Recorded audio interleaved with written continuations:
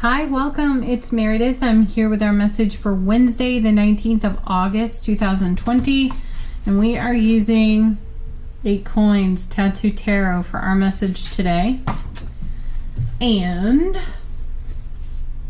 our beautiful little questions in the Know Yourself book we have: do you give people a second chance? Yes. To be very simple about that. Though I do have a 3-strike rule.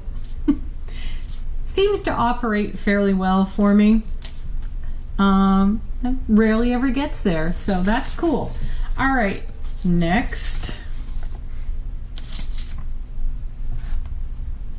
What do you like daydreaming about? Oh my gosh.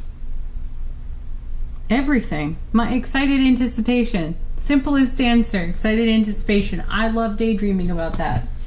Okay, what do you love daydreaming about? Do you give people second chances, third, fourth, fifth, whatever it is? All right, let's get into our message today. 3 cards off the bottom of the deck. This is the energy potentially charging the atmosphere for us within the day, and our first card is... nice. The Emperor. Gosh, I love seeing the Emperor. He fills me with faith, this one, because he is so knowledgeable. He has so much wisdom, deeply spiritual, extremely intuitive, strong Aries energy, so that's lots of fire, lots of direct energy, and I love how the Emperor does not hesitate. Now, he won't rush to action, though he would if necessary. There's just no hesitation about him. And it's a great quality for us to enjoy as well. Imagine if you didn't deliberate before you took every action. Imagine if you just took action, right? That's the Emperor right there. So he has tons of wisdom, knowledge, experience, and he has that to offer. So I feel that we have an opportunity within the day to use our skills, our talents, our wisdom, our experience. We get to funnel that, channel that into the day in some interesting way. Our next card is... oh, nice. The 7 of Wands. Now here's an interesting combination. That's exactly the kind of action the Emperor would take with a 7 of Wands situation. First and foremost, as you know, 7s in tarot are all about heaven touching earth. He would not hesitate to create that kind of atmosphere. And I love how we've got the heart in the center and these other broken wands. Or are they broken?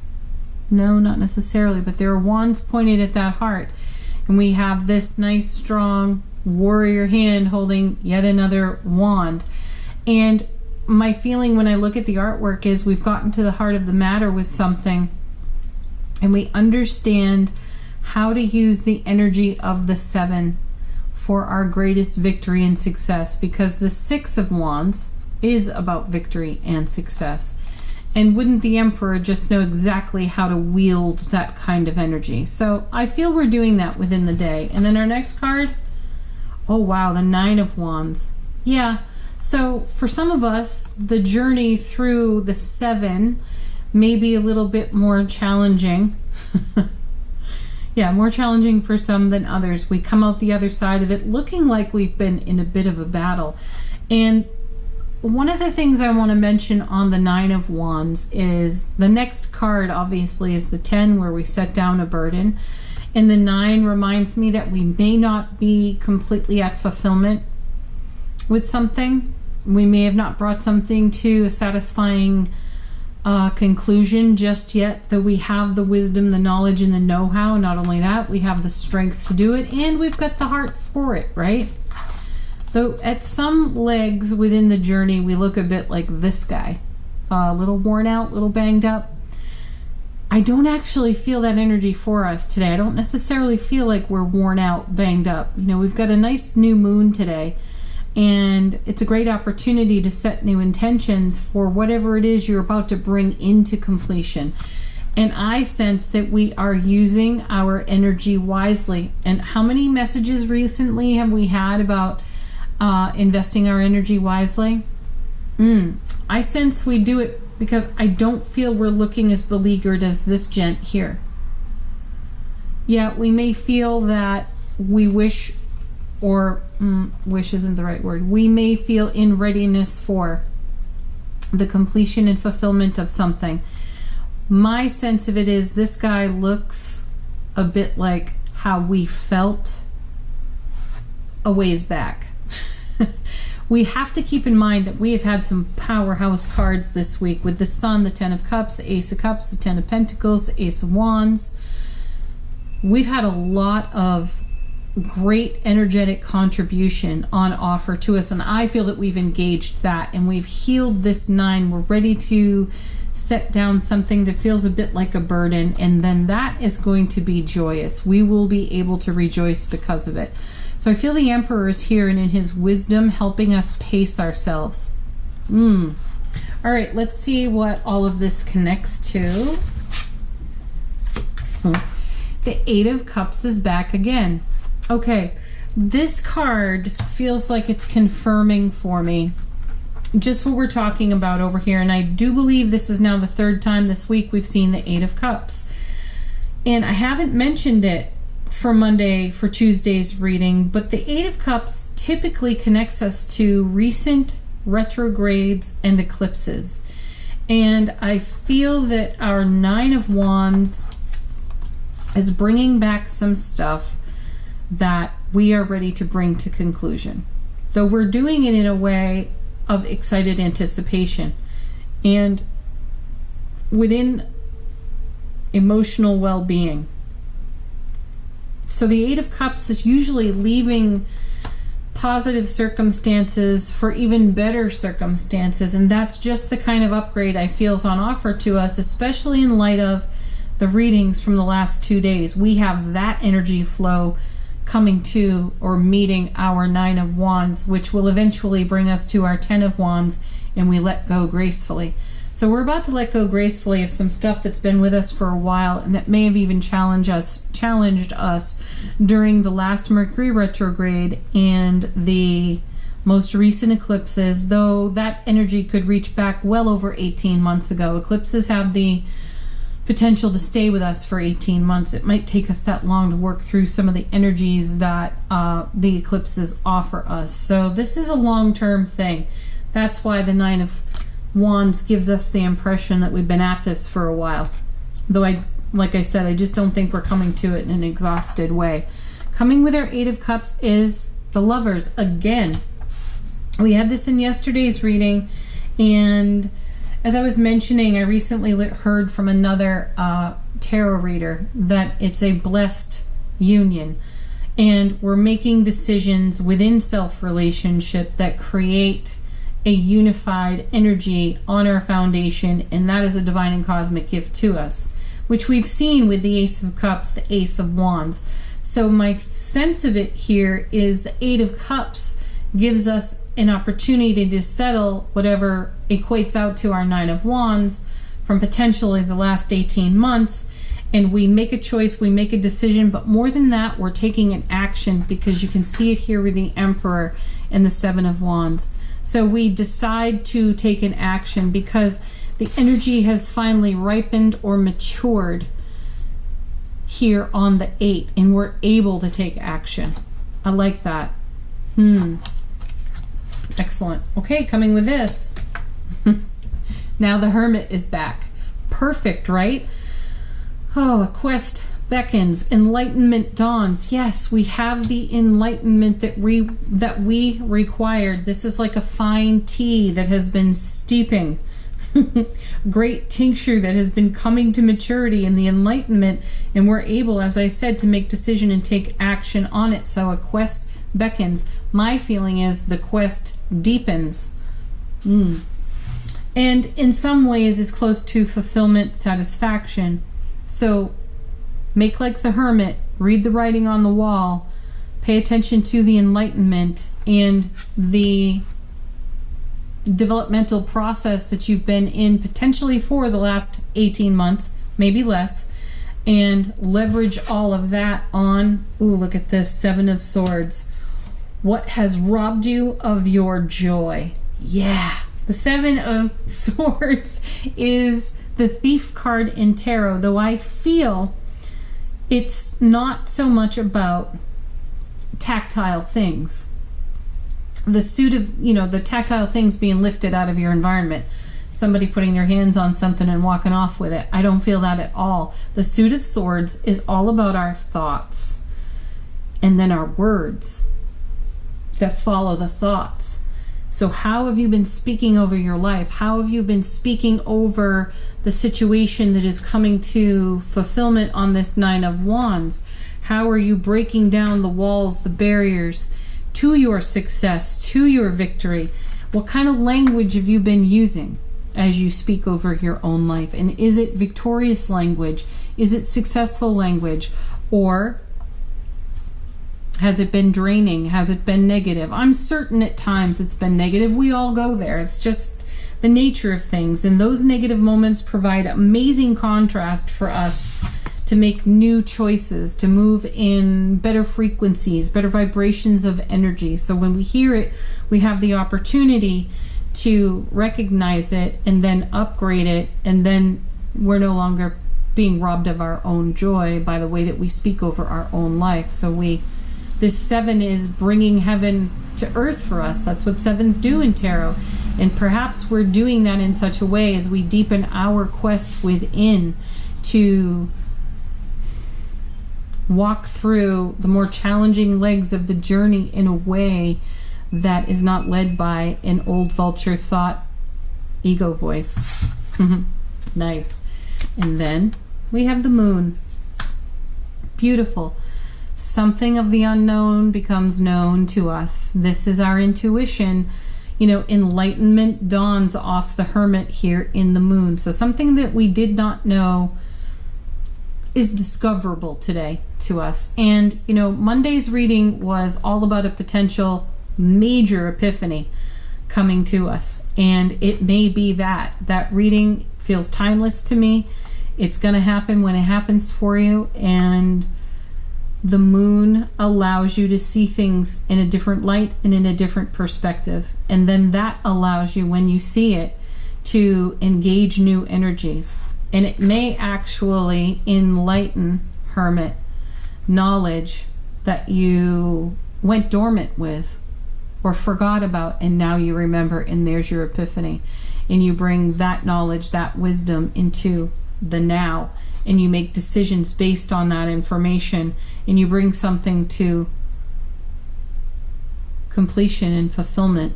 And let's also state once more that this is a new moon, and we have the moon card. Great time to set intentions, by the way. Coming with the moon, the Nine of Pentacles. Excellent card. I love seeing that there. This is a card about liberation, believe it or not. She is a wild, free spirit. It's not something that's extremely evident about the being on this card, but she does, and she has absolutely no hesitation whatsoever to go on walkabout with that kind of energy, and it surprises people. The being on the card is a self-made individual. In other words, she has taken full responsibility for the way she speaks over her life, her energy investment, where she spends that energy. She's got that balanced and harmonized in her world, and she is abundant. She is generous. We've seen a lot of energy about the spirit of giving and receiving and the blessing of reciprocity. She knows all about it.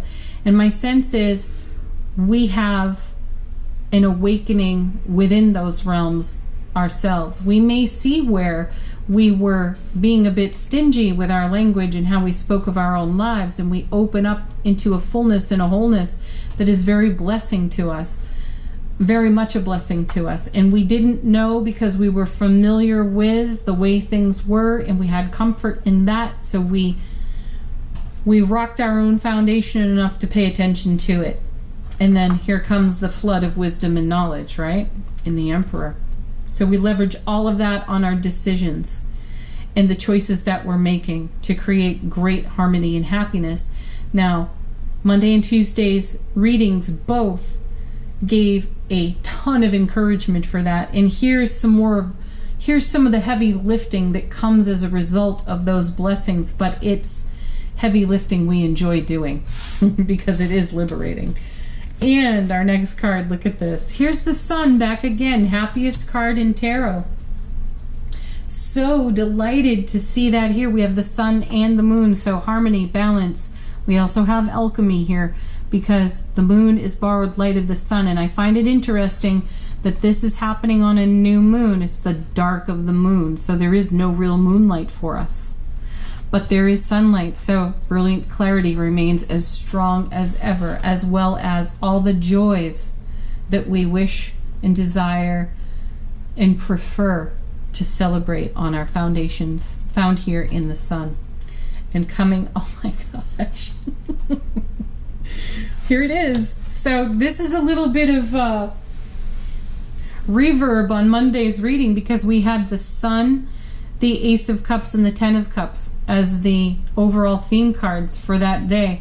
And here they come at the tail end of this reading. So while you might have to do some heavy lifting here, and you may have to harmonize, satisfy, and fulfill some energies, the reward of doing that is tremendous because you have the happiest card in tarot and one of the happiest aces in tarot with divine blessing of overflow on the ace of all the happiest energies. So holy wow. Yeah, now you can put your feet up, rest and relax a bit. Talk about that. Great. All right, let's move on to Angel Answers. It's an opportunity for you to ask a question, but the first answer out of the deck is listen to your intuition. Yeah, and that feels right sitting there next to the Lover's card because that's about choice and decision. And the choice and decision is very much connected to the unified energies within you, the unification of self-relationship, harmony there. And then slipping out of the deck now is within the next few months. I've been telling you this week that the readings do not feel limited to the 24-hour period of the day. I really do feel that this is a stream of energy that's with us for a while. And I say that because of how much we see cards in repetition for months at a time. And I really do feel like we're reaching the top of, we're cresting a wave. We're at a fulfillment point, but the fulfillment point isn't limited to some predetermined amount of time. This is going to go on for a while for us, and this is a beautiful wave that we get to ride blissfully. So yeah, hang 10 with that. Ooh, hang 10. The 10 of Cups, the 10 of Pentacles, the Wheel of Fortune. Those are great 10s to hang with. Okay, next. Recovery. Yeah. Well, you know, there it is. Sometimes we show up like that guy on the 9 of Wands, and we do require a little bit of recovery. What's beautiful is the cards are telling us that there is an inexhaustible supply available. So get into the overflow. Bless yourself. One more. You're ready. Back again. I think this was in yesterday's reading too. Definitely you're ready. All right. We are moving on now to our Soul Truth Self-Awareness Guidance deck. And our contemplative question is, what if it isn't true? Yeah, here it is. 7 of Swords. What if that old story you're telling yourself has been robbing you of joy and it's not even true? What if it's an illusion that you're just ready to let go of? Your epiphany will tell you. So what if it's not true? All right. The Divine Energy Oracle for inspiration, affirmation, some empowerment. Our first card is Go for Your Dreams. Yeah, you know, sometimes going for your dreams produces this kind of attitude. Because when we discover the things that aren't true, we're like, what? Everything has to change now? And we get really wildly uncomfortable with that. But, you know, things change. You keep choosing love and things get happier, better. Sun, Ace of Cups. So it's worth it, right? And then be open to love. We definitely are.